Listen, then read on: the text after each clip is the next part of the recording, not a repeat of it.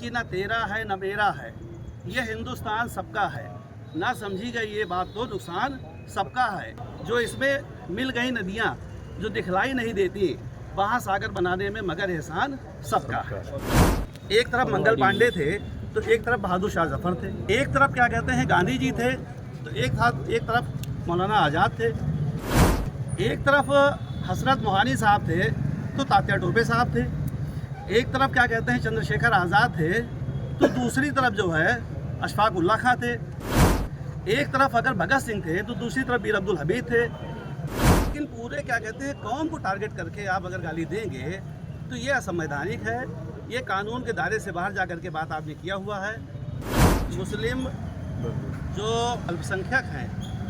हमारे खिलाफ विशेष तौर से नारे लगाए गए।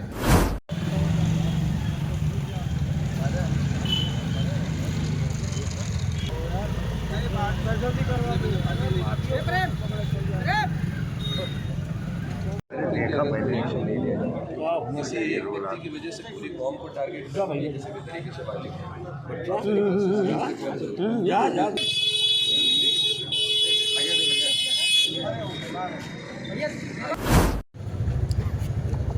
अभी कुछ दिन पहले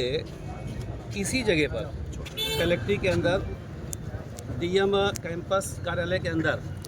इसी जगह पर एक समूह के लोग एक ज्ञापन देने आए थे। ज्ञापन देने का अधिकार सबको है, उसमें किसी किस्म की कोई एतराज़ की बात नहीं है,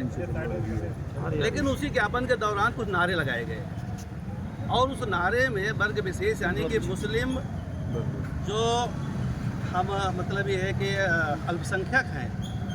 हमारे खिलाफ विशेष तौर से नारे लगाए गए। तो उस बात पर जो है हम लोगों का एतराज़ है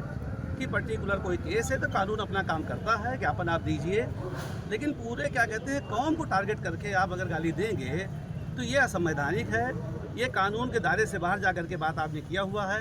तो हम आज फिर उसको ज्ञापन देने के लिए हम सब लोग आए हुए हैं और हम अपने कलेक्टर महोदया से और कप्तान महोदया से अपील करते हैं कि जिन लोगों ने असंवैधानिक काम किया है उनके खिलाफ कानूनी कार्रवाई की जाए। मैं एक बात ये कहना चाहता हूँ कि ये जो मुल्क हमारा है, इस मुल्क के इतिहास में अगर आप जाएंगे तो 1857 की जो गदर हुई लड़ाई हुई, एक तरफ मंगल पांडे थे तो एक तरफ बहादुर शाह जफर थे, एक तरफ क्या कहते हैं गांधी जी थे तो एक तरफ मौलाना आज़ाद थे, एक तरफ हसरत मोहानी साहब थे तो तात्या टोपे साहब थे, एक तरफ क्या कहते हैं चंद्रशेखर आज़ाद थे तो दूसरी तरफ जो है अशफाक उल्ला खां थे, एक तरफ अगर भगत सिंह थे तो दूसरी तरफ मीर अब्दुल हमीद थे, एक तरफ सरोजनी नायडू थी और वीरांगना लक्ष्मीबाई थी तो दूसरी तरफ जो है आसफ अली और क्या कहते हैं बेगम हजरत महल थी। मैं ये कहना चाहता हूँ कि अगर इस देश को आज़ाद कराने में, इस देश के निर्माण में अगर वैज्ञानिक सीवी रमन साहब थे तो एपीजे अब्दुल कलाम साहब थे, तो इस देश को आज़ाद कराने में, इस देश को क्या कहते हैं आगे बढ़ाने में सबका योगदान है, हिंदू मुस्लिम सिख ईसाई।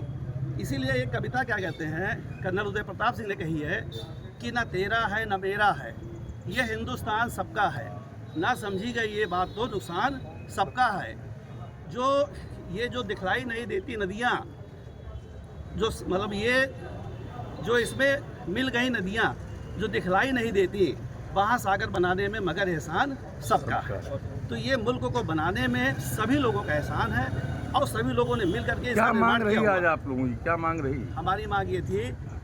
कि कुछ दिनों पहले जो ज्ञापन कुछ लोगों ने दिया था उनके खिलाफ कानूनी कार्रवाई किया जाए, जो उन्होंने दंड किया है उसके खिलाफ कानूनी कार्रवाई प्रशासन करे, ताकि भविष्य में जो है ना संविधान को खतरा हो, ना कानून को खतरा हो और ना भाईचारे को खतरा हो। ये हमारी मांग है। क्योंकि सरकार का, शासन का प्रतिनिधि होता है तो जिलाधिकारी महोदय को खुद स्वतः संज्ञान लेते हुए ऐसे तत्वों के ऊपर, अराजक तत्वों के ऊपर जिन्होंने ज़िले का सांप्रदायिक सद्भाव खराब करने के लिए,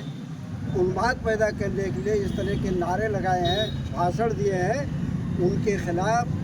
कानून के धाराओं में एफआईआर लिखा करके कार्रवाई करनी चाहिए। और अगर वो ऐसा नहीं करती हैं तो ये माना जाएगा कि जिलाधिकारी महोदय सक्षम नहीं है कानून व्यवस्था को मेंटेन करने की। तो हमारी मांग है और शकील साहब ने जो कुछ कहा उसका समर्थन करते हुए उसी क्रम में मैं ये कहता हूँ कि जिलाधिकारी महोदय इस समुदाय और संप्रदाय जिसको गालियाँ दी गई उसका तो सम्मान की बात अलग है। ये जिलाधिकारी महोदय को अपने सम्मान को बचाने के लिए, अपने कर्तव्यों का निर्वहन करने के लिए ऐसे तत्वों के खिलाफ कार्रवाई करनी चाहिए और सख्त कार्रवाई करनी चाहिए और जल्दी कार्रवाई करना चाहिए, इससे पहले कि जनपद का जो सांप्रदायिक सद्भाव है वो खराब हो जाए। घटना की एक हफ्ता बीत रहा है लगभग, अभी कार्रवाई नहीं हुई है। उम्मीद है अभी आगे तक कुछ कार्रवाई नहीं हुआ। आज हम लोग जिलाधिकारी महोदय को इस ज्ञापन के जरिए सचेत करने आए हैं कि आप अपने कर्तव्यों का पालन कीजिए, क्योंकि आपकी ये जिम्मेदारी है कि आप पुलिस अधीक्षक महोदय से कहिए ऐसे लोगों के खिलाफ FIR लिख करके तत्काल कार्रवाई करें। अगर कार्रवाई नहीं होती तो आगे कदम क्या होगा? अगर कार्रवाई नहीं होती तो आगे हम लोग 3-4 दिन के बाद में पुनः बैठक करके समझेंगे और विचार करेंगे और अगली कार्रवाई होगी। ठीक।